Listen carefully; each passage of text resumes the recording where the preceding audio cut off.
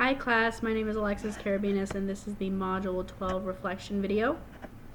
So the first question is, from the provided sources, why is internet safety so important? Internet safety is very important because it's a very large part of our lives and a large part of the people around us. You constantly see people, the struggles they're going through, the hardships, the positives, the accomplishments they're going through. It's almost like if no one else in the world is aware of these things, you really don't exist. But internet safety is such a big thing because the internet honestly is becoming a part of who we are. And it's getting more and more involved in our lives as the years go on. And I think that is what separates this generation from past ones.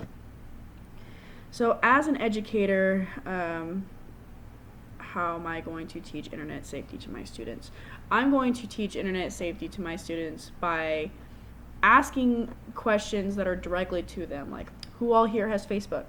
Who all here sends selfies or just has pictures or updates of their life? Sometimes if they hear a historical reference, they may feel bad, but they may not connect it.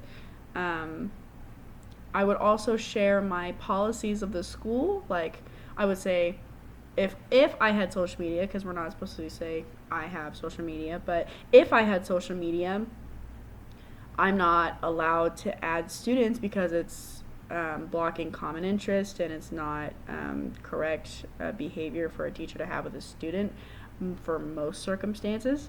So I think that's how I would teach my students, is relating it specifically to them, to their age group, etc. What are your thoughts on after exploring the NetSmarts website? The NetSmarts website, to me, is simple yet erratic at the same time, because it's very friendly to read and understand and comprehend, and it's actually very comprehensible. Like, I can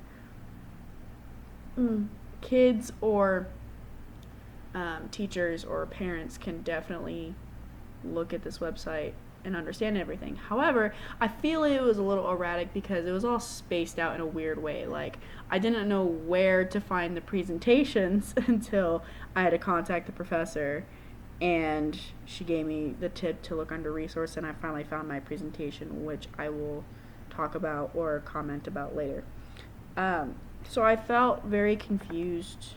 The teaching digital citizen training, so everyone got the email that the website is being worked on, and so we technically can't get the certificate of the training, but the PowerPoint presentations has every age range you can think of, and I think that is very relevant and useful for all educators, but not just educators. I think if say, for example, if I made my students research this kind of thing, or if I was for every age group, teachers should look at every PowerPoint and relate to something in their life, whether they have kids or not. If they know younger kids or they have friends who have younger kids, then they can relate to that. I could also send parents who are just giving their kid their first phone, or I would play this internet safety before we give our students laptops or iPads to work on for class. So I think it is very worth it. I really wish I can get the certificate of the training, and I will definitely spend more time on this website. So do I think that there should be an organization type fix on NetSmart's website? Yes, I do. But I also feel as though the teaching digital citizen training is worth it and relevant to do.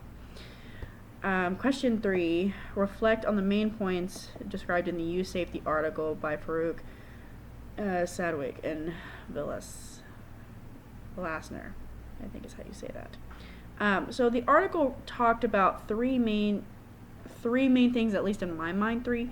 It talked about a lot of cyberbullying and preventative measures for that, the types of cyberbullying, whether it's just rude comments or intended for specific hate.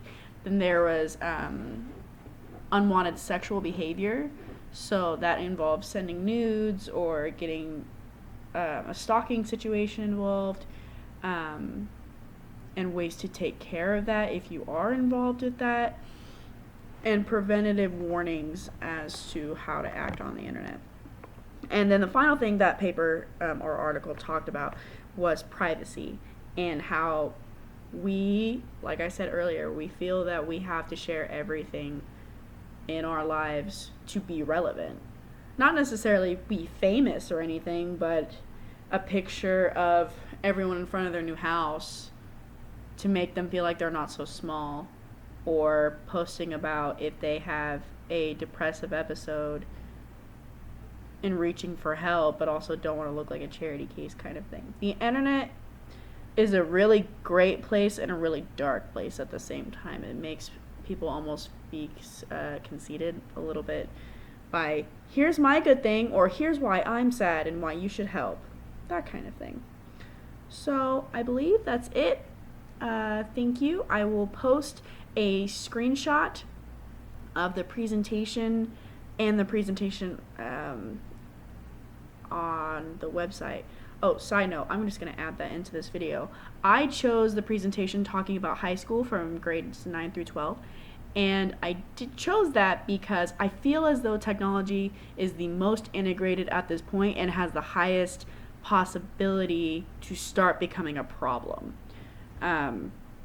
Although there's a lot of the sexual innuendos and privacy coming from the early adulthood stage, but I really think that kids, once they get their first phone or get their own laptop, around the high school age is really where it comes into point, and I really wanted to know how to deal with that for my future students. I'm going to teach every age range, so I will look at the other videos, but that's why I chose high school. Thanks.